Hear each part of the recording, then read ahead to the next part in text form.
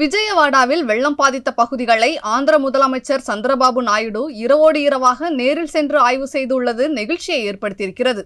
ஆந்திராவில் கனமழையானது பெய்து வருகிறது. இதுவரை இந்த கனமழையால் 8 பேர் உயிரிழந்துள்ளனர்.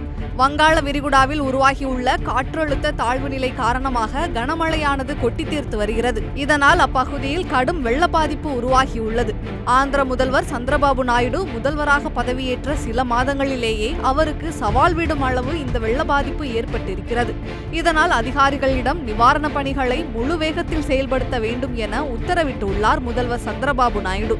நேற்று வெள்ளம் பாதிக்கப்பட்ட பகுதிகளில் இரவில் போட்டை எடுத்துக்கொண்டு உணவு பொட்டலங்களை மக்களுக்கு விநியோகிக்க தொடங்கினார். வெள்ள நீர் வடியாததால் பாதுகாப்புகள் அங்கு இல்லை என அதிகாரிகள் எச்சரித்தும் கேட்காமல் மக்களுக்காக களப்பணியில் முதல்வர் சந்திரபாபு நாயுடு இறங்கியுள்ளது நெகிழ்ச்சியை ஏற்படுத்தியிருக்கிறது. செய்திகளை உள்ளது உள்ளபடி தெரிந்து கொள்ள ரெஃப்ளெக்ட் நியூஸை சப்ஸ்கிரைப் பண்ணுங்க.